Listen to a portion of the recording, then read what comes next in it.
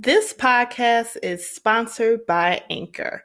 If you haven't heard about Anchor, it is the easiest way to make a podcast. Let me explain. It's free. Free free. There's also creation tools that allows you to record and edit your podcast right from your phone or computer. Anchor will then distribute your podcast for you so it can be heard on Spotify, Apple Podcasts, and many more platforms. You can make money from your podcast with no minimum listenership. It's everything you need to make a podcast in one place. I actually use Anchor for this podcast, and it has saved me a lot of time and energy because everything is consolidated in one place. It just makes it so much easier. So if you're interested in doing the same thing, download the free Anchor app or go to anchor.fm to get started. Once again, you can download the free Anchor app or go to anchor.fm to get started.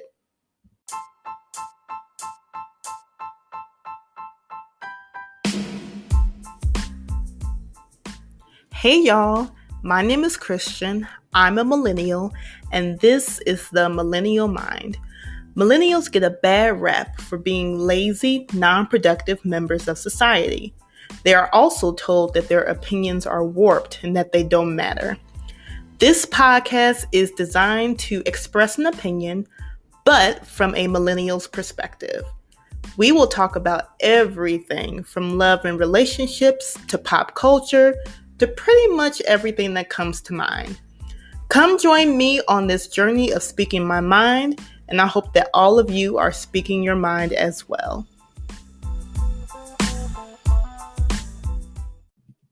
Hey y'all, welcome to another episode of the Millennial Mind.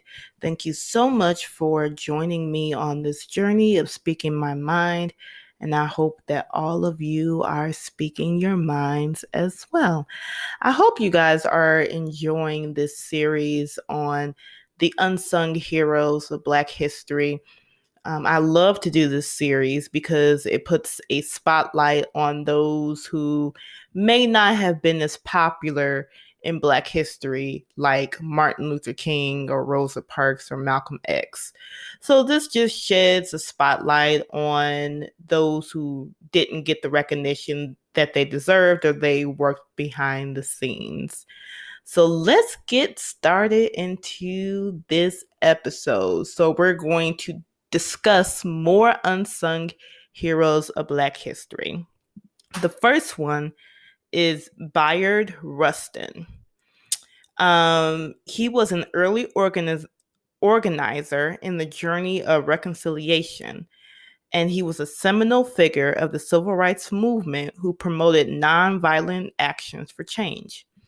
He was the chief organizer of the historic March on Washington and a mentor to Martin Luther King Jr., introducing the pivotal activist to Gandhi's philosophy of nonviolent resistance, as well as tactics of civil disobedience. As an openly gay Black man, Rustin bravely advocated for the LGBT community despite being persecuted and even arrested for his sexual orientation. So, two things there. I did not know that this man was the one that helped Martin Luther King Jr. with his philosophy on nonviolence. That's interesting. And then also to be an openly gay Black man in those days, I'm sure it was rough. I mean, it's rough now being a member of the now it's LGBTQ plus community. So I can only imagine back then how difficult it was to be an openly gay Black man, the double minority at that. So thank you, Mr. Rustin, for the work that you did for Martin Luther King, as well as for the LGBTQ plus community, making sure that everybody received equal rights. The next person I want to talk about is Fannie Lou Hamer.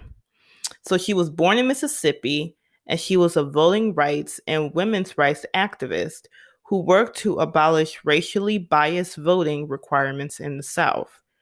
At just 6 years old, Hamer started to work in the fields as a sharecropper, but in 1962, she decided to travel with 17 others to register to vote at the county courthouse in Indianola, Mississippi.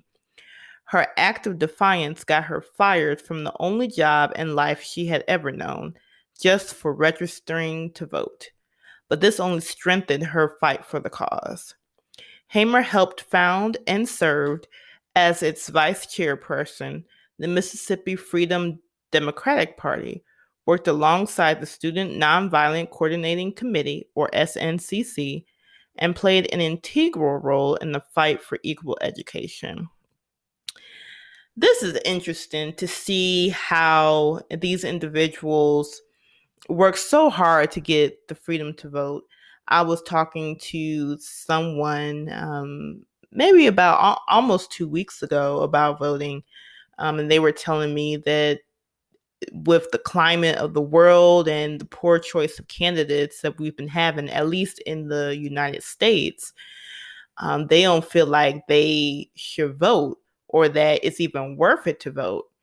And I said, oh, it's absolutely worth it, just for the fact that our ancestors fought for us to actually have the right to vote.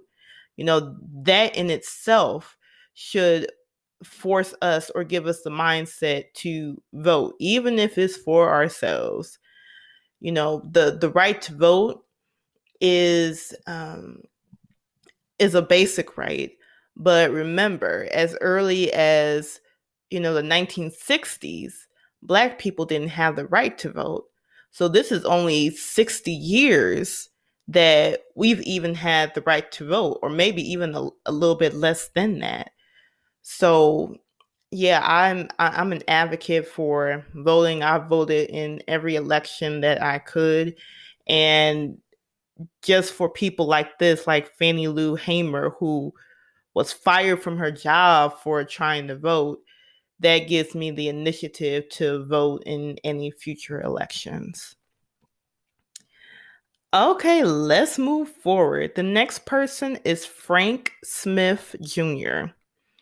So he had a PhD and he helped found the SNCC while still a student at Morehouse College and worked with the organization to register African American voters in Mississippi and Alabama.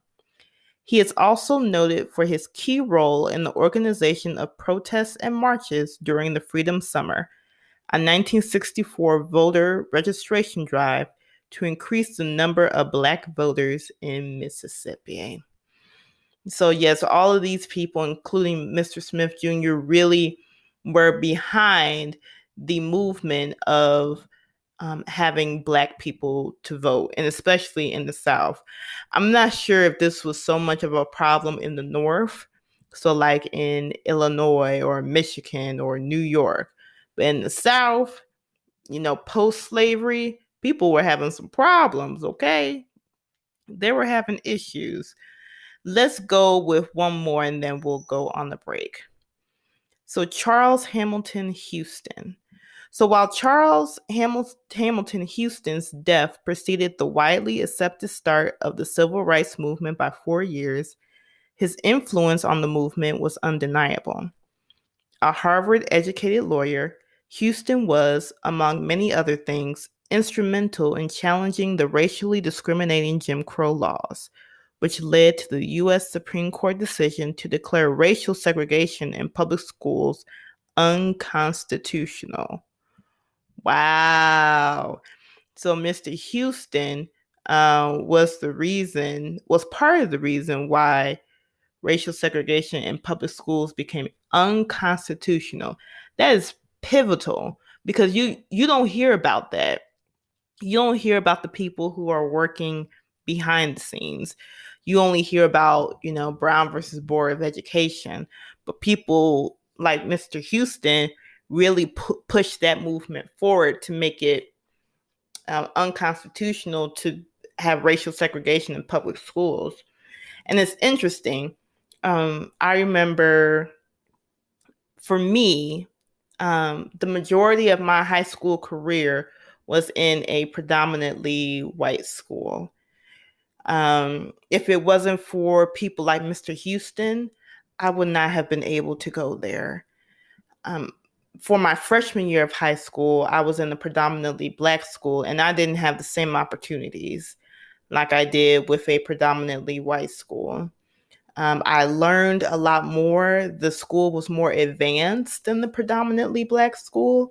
So being able to go to that school and get the opportunities that I did, if it wasn't for Mr. Houston, I'd still be at the predominantly Black school. So I thank God for him, because I was able to get opportunities that I would not have gotten otherwise.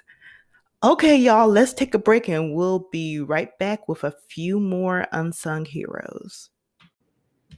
Okay, so I wanted to talk to you guys a little bit about Goli gummies. Now, we all know that apple cider vinegar is the new health kick right now, okay?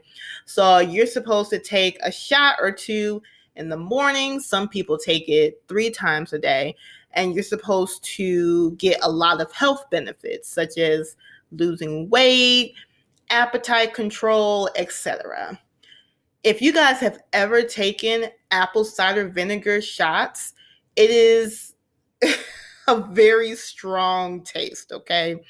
It's a very strong taste. It burns your throat when it goes down, just a whole nine. I used to take apple cider vinegar shots as well, and I just got sick of the taste.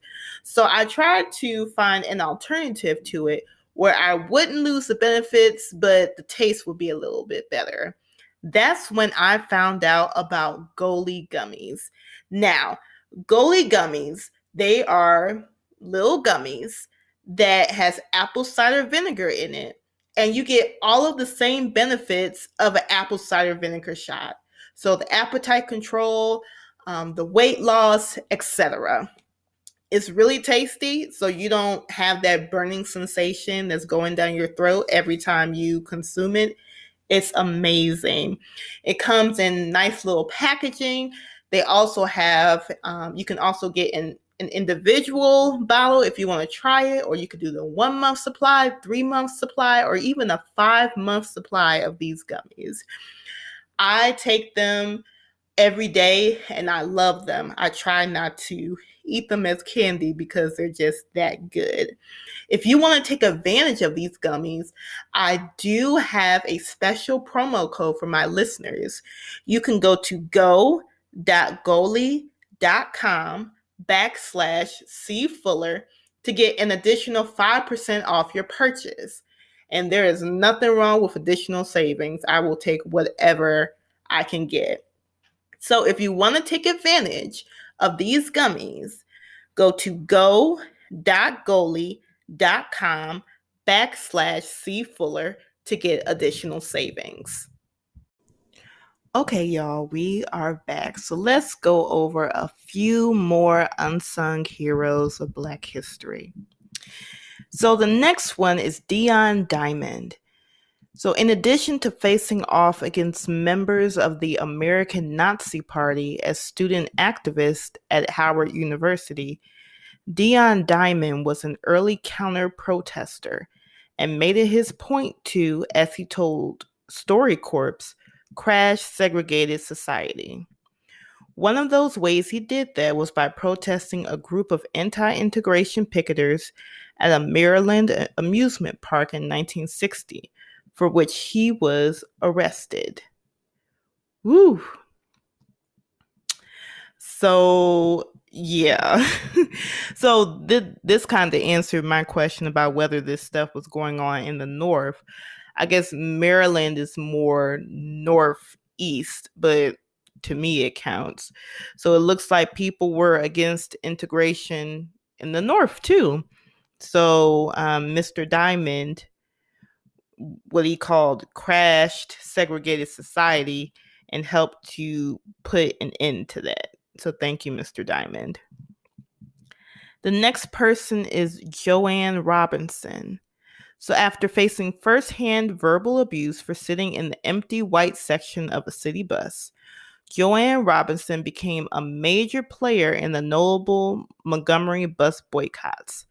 As an early member of the Women's Political Council, where she was named president in 1950, Robinson and her fellow members were instrumental in bringing the civil rights movement into the national spotlight.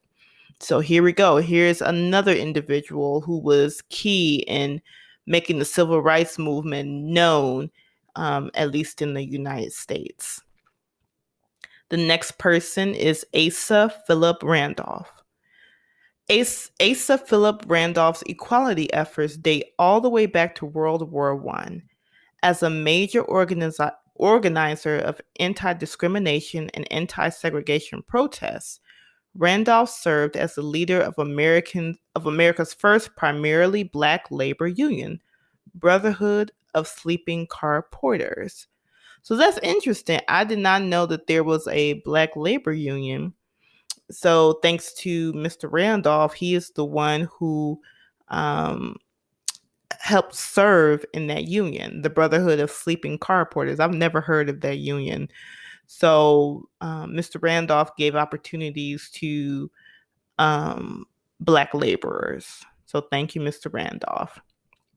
Okay, let's do a couple more. The next one is Ella Baker. She was an anti-segregation activist and was a founding member of the SNCC, as well as a major player in the NAACP, or the National Association for the Advancement of Colored People, and the Southern Christian Leadership Conference. She remained a fervent advocate for equal rights until her death in 1986. So here's another person who was an anti-segregation activist and who served in these organizations to help further that plight. Okay, let's do one more. And this person is Whitney M Young Jr. So he was a Presidential Medal of Freedom recipient and served as the executive director of the National Urban League, the president of the National Association of Social Workers, and was a dedicated anti-poverty and pro-education crusader until his death in 1971. And that's interesting because in Chicago, we actually have a high school that is named after him. It's called Whitney Young. So I never researched to see what he did or what he was known for. So it's interesting to see that here, how he served on these organizations and was a Presidential Medal of Freedom recipient, which is a huge national honor. It's an honor that's given to a select people. So that's going to be all of the unsung heroes that we go over today. What did you guys think about these unsung heroes? Let me know. Make sure to send me an email at mindofmillennials@gmail.com. You can also like our Facebook page, The Millennial Mind. I'm having some tongue twisting issues, okay? Pray for me. Our Facebook page, The Millennial Mind, and our Instagram page, _Millennial Mind. Make sure to visit our website. That's going to be in the show notes. If you want to support the podcast, the link is going to be in the show notes. Also, I do have a blog. I haven't been writing posts like I should, but that is coming back in the next month or so. So make sure you catch up on the posts that I have, christianfuller.com/blog. And of course, I always have a quote for you guys. You know, I cannot end this podcast without a quote. And this is from Jackie Robinson. He said, "A life is not important except in the impact it has on other lives." And that's true. Your life is meaningless unless it is helping others. So thank you guys again for listening to this week's podcast. And until next week, I will talk to you guys soon.